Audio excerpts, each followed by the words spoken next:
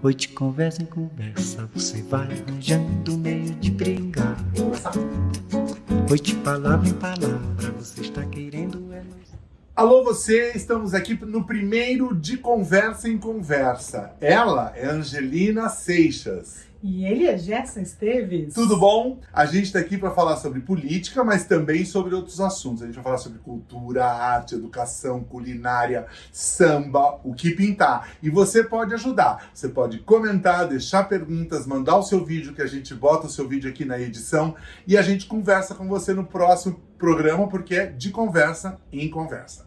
Angelina, vamos começar porque hoje eu piloto e você vai dando aí a letra, porque quem entende do assunto é você. Combinadíssimo. Angelina, vamos lá. Eleição. E aí o nosso assunto é eleição. Estamos hoje a uma semana das eleições do dia 2 de outubro. Sim. Amanhã a gente começa a contagem de regressiva, é domingo. Esse programa está indo ao ar neste domingo. E eu queria que você falasse um pouquinho do que a gente tem pela frente. A gente tem um processo difícil, é um processo grande. Essa é uma eleição muito grande, porque a gente vota para deputado federal, para deputado estadual, para senador, para governador e para presidente. Então a gente tem uma renovação no legislativo estadual e federal, e a gente vai ter também uma renovação no nosso executivo, no caso do governador e do presidente. Isso é complicado porque são muitos números, são muitas cadeiras em jogo, são muitos projetos em jogo, e a gente precisa parar um pouquinho para pensar exatamente o que a gente quer para o nosso país nos próximos 4 anos. Eu quero pensar em representatividade. Para mim, eu acho que o mais importante é eu encontrar casos, propostas, candidatos que me representem. Acho que isso para você também faz sentido. O que é representatividade? Porque a gente fala tanto em representatividade, eu me lembro quando eu fui no MasterChef e eu falei assim, eu estou aqui porque representatividade é importante. Naquele momento eu estava fazendo quase um momento de levantar uma bandeira pela comunidade LGBTQ maior de 60 anos. Isso é representatividade? Isso é representatividade. Acho que a gente precisa entender, Gerson, que representatividade é uma coisa, igualdade é outra. Quando a gente fala, por exemplo, no caso das mulheres, né, que a gente quer mais espaço no mercado de trabalho, que a gente quer mais espaço na política, algumas pessoas acham que a gente quer ser maior. Não é isso. Para mim, representatividade é ter alguém que eu escolhi, que represente alguma coisa que eu sou. Então, seja uma questão de uma escolha profissional, quando você faz uma escolha sobre a eleição da sua cadeira profissional, seja o seu síndico, seja o seu vereador, seja o seu deputado, isso é representatividade. Mas eu tenho que escolher alguém que de alguma forma tenha alguma coisa de fato comigo, pareça-se comigo. Representar alguém é agir em nome de alguém. Então, se alguém vai agir em meu nome, tem que se parecer de alguma coisa comigo. Então, se tenho que escolher, tenho que olhar para essas pessoas e escolher alguém que de fato se pareça comigo. Seja por raça, seja por sexo, seja por idade, seja por profissão. Algum elo de representatividade eu tenho que ter com essa escolha que eu vou fazer no próximo domingo. E por sexo a gente entende, vamos deixar bem claro, identidade de gênero. A gente não está falando apenas de homem e mulher no sentido binário. A gente pode falar, por exemplo, de pessoas trans. A gente pode falar de pessoas travestis. A gente pode falar de pessoas que tenham a identidade de gênero como bandeira e pretendem representar pessoas com aquela mesma identidade de gênero. Faz sentido? Faz sentido. Este é o momento em que você, de fato, este é o único momento em que a sociedade não pode interferir na sua escolha de quem vai te representar. Mas agora não, ninguém vai saber em quem você vai votar. O seu voto é secreto.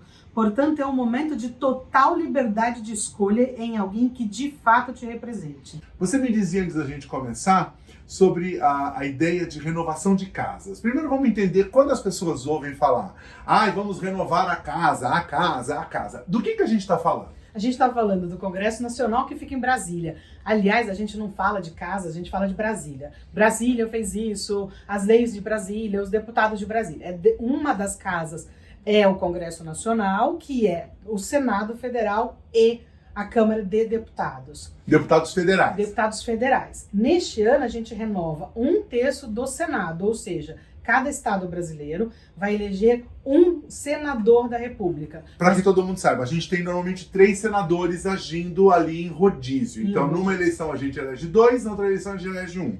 Nessa eleição, então, a gente elege um senador. Porque o senador tem um mandato de 8 anos, diferente dos deputados federais. E no caso da Câmara Federal, a gente tem 513 deputados federais que são eleitos por todo o país, por um mandato de 4 anos.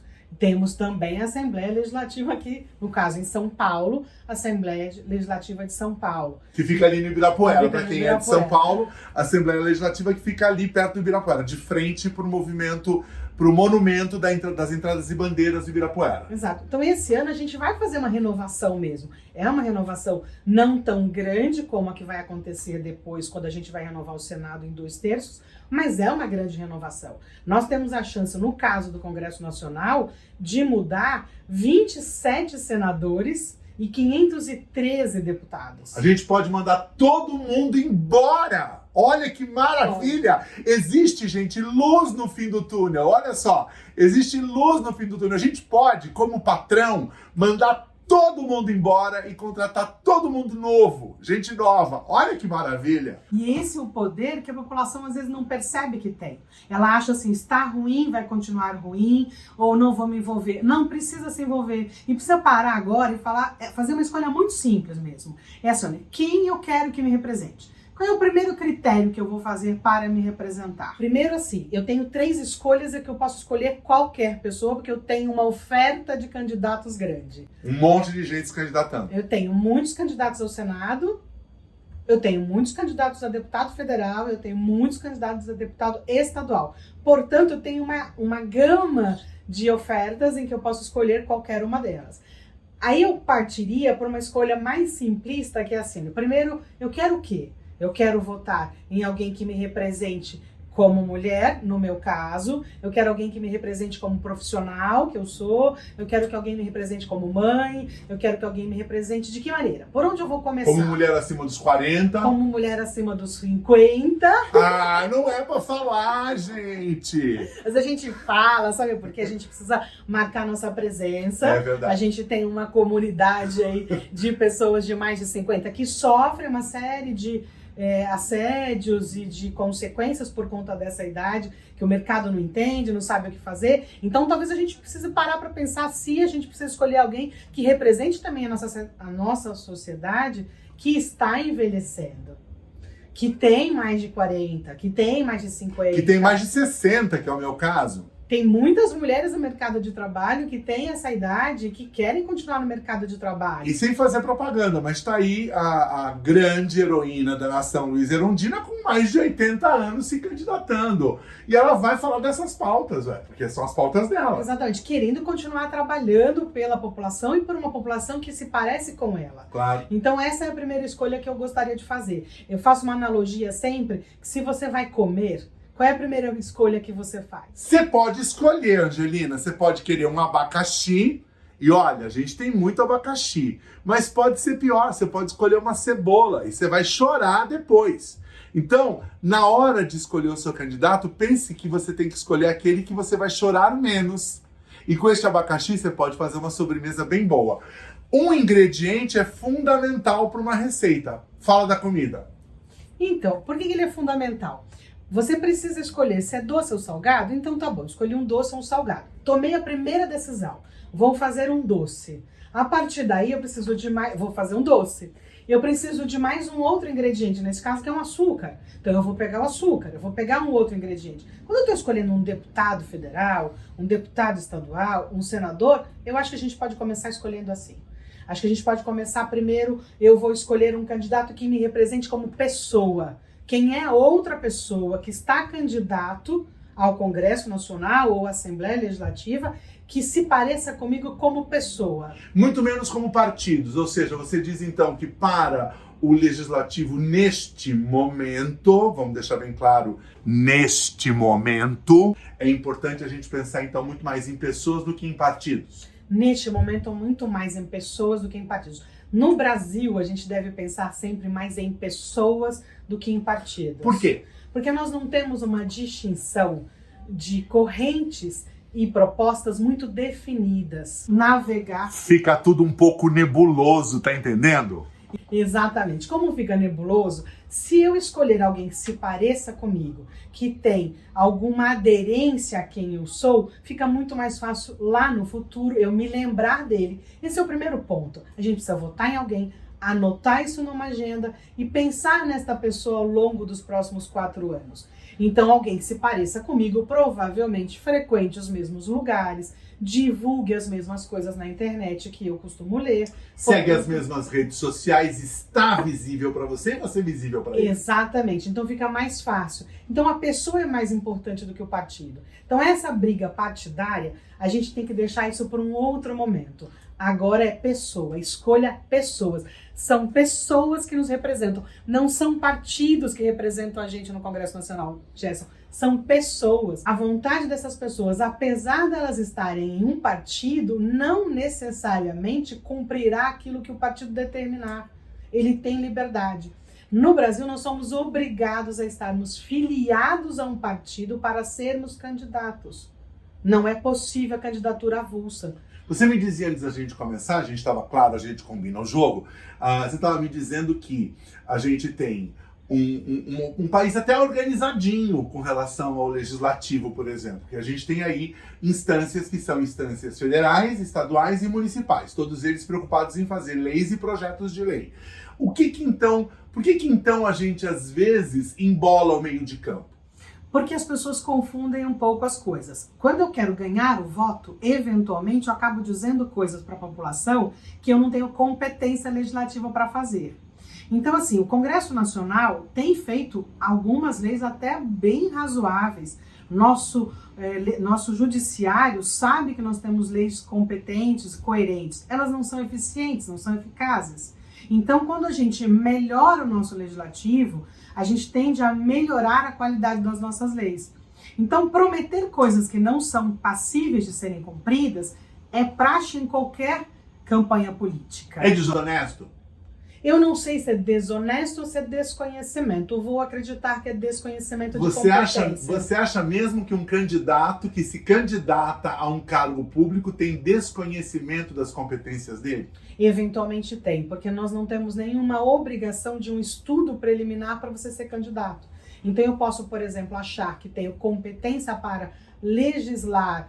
No caso do Estado, eu vou fazer uma lei penal. Eu não tenho competência para uma lei penal. Um deputado no estadual... país, no Brasil, por exemplo, que não tem uma legislação penal ou uma legislação, sei lá, separada por Estado, que Exato. vale para o país inteiro. Se você pensar nos Estados Unidos, você tem sim leis estaduais com relação à pena de morte que diferem de um Estado para o outro. No Brasil, a gente é um bloco nesse sentido, é isso que você Isso, tá falando? a gente é um bloco. A gente tem uma lei federal, que são normalmente os códigos penais, o Código Civil. Aí eu tenho algumas leis estaduais que regem a vida no Estado e eu tenho leis municipais que regem a vida no município. Cada uma dessas competências estava já determinada na Constituição. Então, acredito sim que alguns candidatos desconhecem a competência, por isso que a gente tem leis inconstitucionais, que são derrubadas depois no judiciário. E por isso que a gente acaba com uma cebola em vez de acabar com um doce. Por isso que eu falo que neste momento, uma semana da eleição, eu escolheria uma pessoa que me representa. Depois, eu vou perceber se ela tem ou não competência. Uma pessoa preta ou uma pessoa branca, uma pessoa amarela, porque a gente tem que falar que existem os orientais e eles são uma grande camada da população que precisam ser representados. A gente tem pessoas que são LGBTQ, a gente tem pessoas que são mulheres, a gente tem pessoas acima dos 45, acima dos 50, acima dos 60, como a gente falou. Então, ou seja, essas composições que representam a sociedade e que são pouco representadas no Congresso. Você falava agora há pouco que a gente tem uma população de quantos por cento de mulheres no país? Hoje, em torno de 52% da população brasileira são mulheres. Então significa que o ideal é que a gente tivesse 52% de mulheres nas casas, no legislativo. Ou seja, pelo menos 250 mulheres no legislativo. Seria o mundo ideal, Gerson, se a gente tivesse 250 mulheres. Se eu tenho um país em que metade deles são mulheres, e que metade dele se declara negro ou pardo, que 10 a 15% se declara LGBTQIA+, se eu tenho uma porcentagem de jovens, se eu tenho uma porcentagem de idosos... Se nós temos 95% de pessoas que não fazem parte do grupo dos mais ricos do país. Teríamos que ter essa representatividade. 90% não deveria fazer parte do grupo mais rico do país. Se a população não entender que escolher alguém igual a ela é uma das únicas possibilidades desta pessoa conversar com ela e chegar eventualmente a uma boa saída, a gente vai manter uma estrutura e vai, ok, ao longo dos próximos séculos, mudar alguma coisa. Por quê? Tem que reconhecer que na eleição anterior nós tínhamos 50 mulheres. Na de 2018 fomos para 77. Crescemos 5%, mas se ao longo de cada eleição a gente só crescer 5%... A gente não chega onde a gente precisa tão cedo. Não chegamos nos próximos 20 anos. E o país não tem mais tanto tempo para esperar. As mulheres não têm mais tanto tempo para esperar, porque nós estamos hoje tentando vencer todas essas barreiras em todas as esferas da sociedade. E aí, quando a gente fala em todas as esferas da sociedade, eu como homem, no meu privilégio de homem branco e de classe média...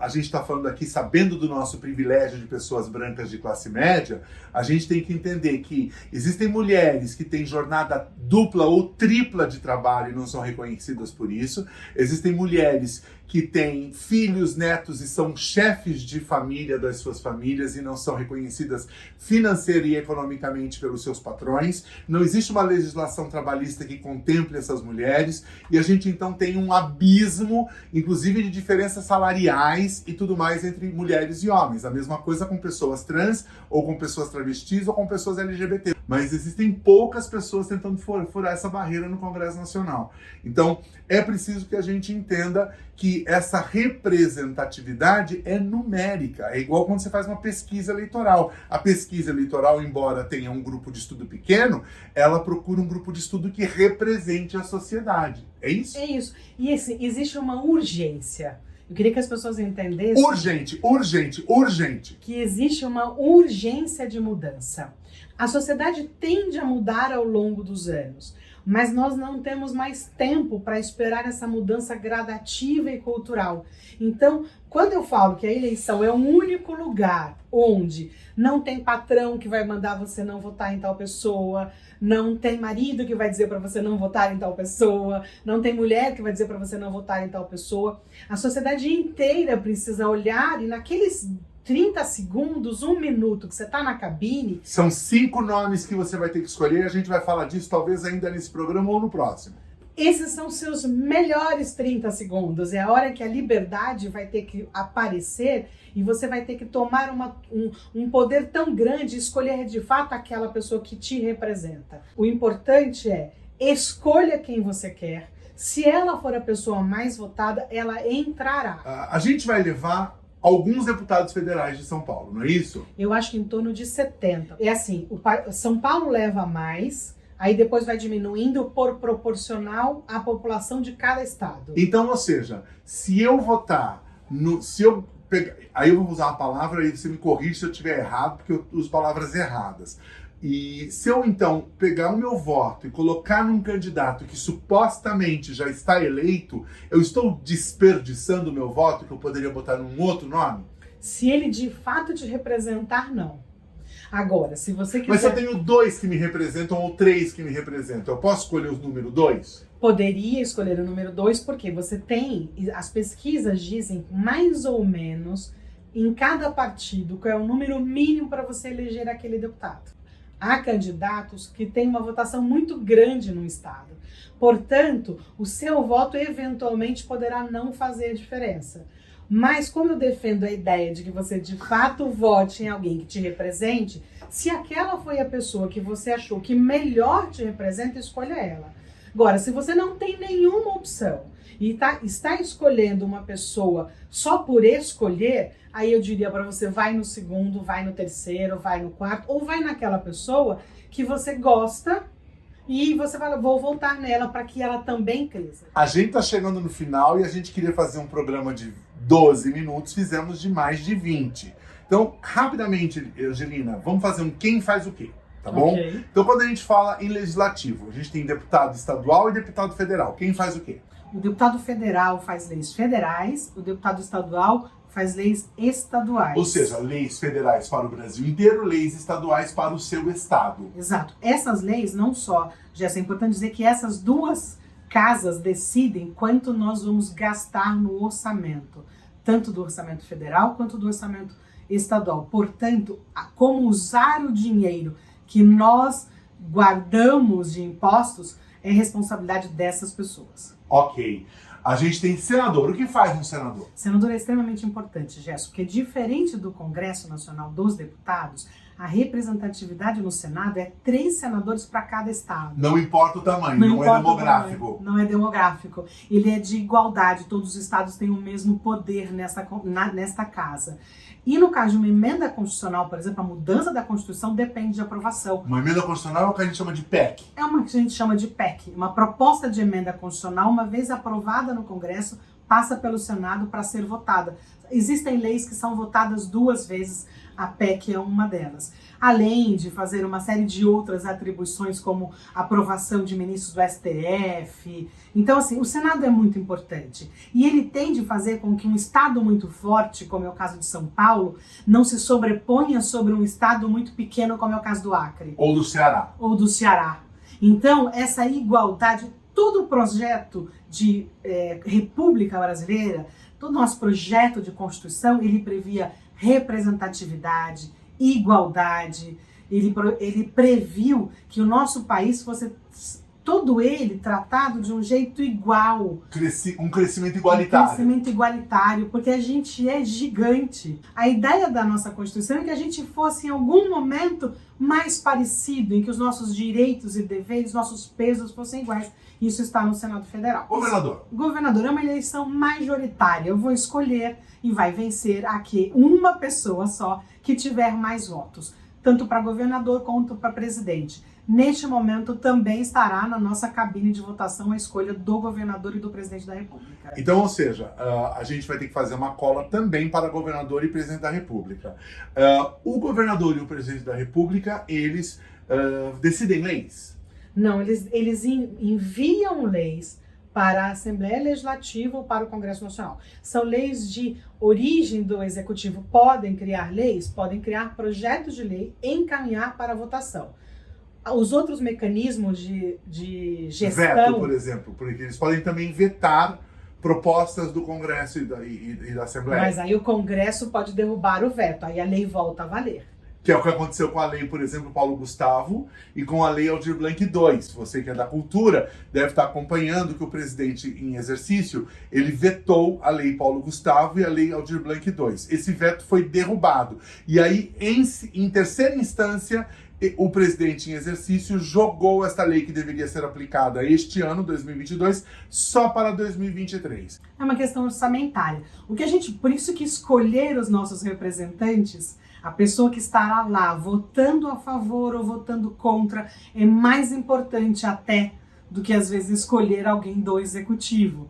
Porque você pode criar uma lei muito boa, vetada pelo executivo, você pode criar uma lei muito ruim, aprovada pelo executivo. Então, escolher um representante que faça por nós uma escolha que nós faríamos se estivéssemos lá é mais importante do que qualquer outra coisa neste momento. Bom, a gente vai terminar por aqui hoje, mas a gente volta daqui a 2 ou 3 dias com mais um programa. A palavra de hoje foi representatividade, ok? Então você fica com essa palavra e começa a pensar em quem te representa. Eu sou Gerson Esteves. E eu sou Angelina Seixas. A gente volta no próximo De Conversa em Conversa.